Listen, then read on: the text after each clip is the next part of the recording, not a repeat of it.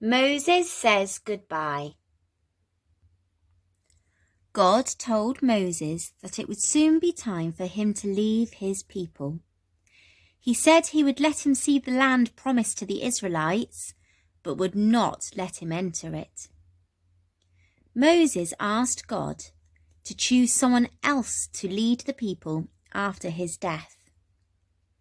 And the Lord chose Joshua. Joshua had already shown his faith in God when he went with the other spies to investigate the land of Canaan, the promised land. One day, Moses had a message for the Israelites. In a loud voice, he called out to the people gathered around him. "Do not forget the Lord your God." The Israelites were at the edge of the promised land. Moses would not be going with God's people into the new land. But before they left the desert, God gave Moses a message for the people. "Remember how God fed you manna when you were hungry in the desert.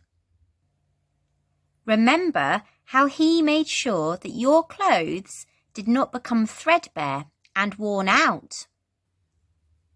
Remember how he looked after your feet so that they didn't swell when you walked miles and miles through the hot desert.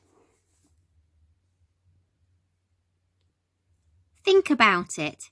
Just as a father teaches his children what is right and wrong, God teaches you. He was teaching you all the time in the desert to live his way and to trust him."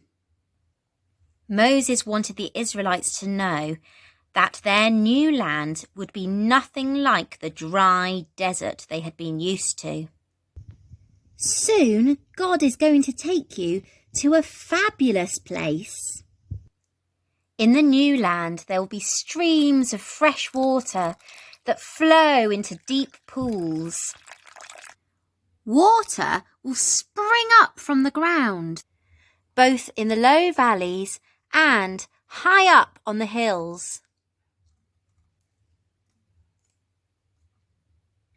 The fields will grow thick with wheat and barley. Big bunches of grapes will hang down, waiting to be picked from the vines. There will be fresh fruit, figs and pomegranates. Year after year, there will be crops of olives for you to press into fine oil. In the sunshine, the bees will find flowers to make you thick honey. And it will never be difficult for you to make bread. Even in the ground, there will be useful metals for you to dig up and use. But, warned Moses, when you are in this fabulous land, be careful that you do not forget God.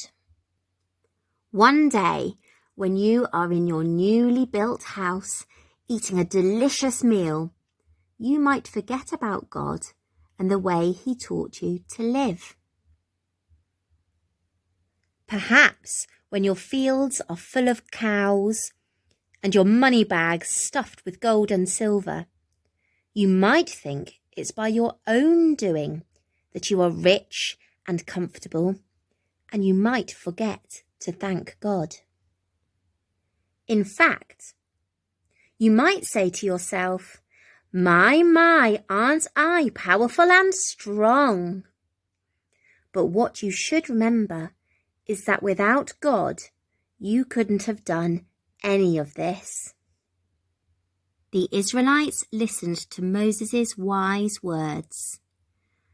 Would they do as he asked? Would they remember God in the new land? Moses would not be around to find out. Moses would die before they entered the promised land. Moses placed his hands on Joshua and prayed. God filled Joshua with wisdom too. Soon Joshua would lead the Israelites to their new home, the Promised Land.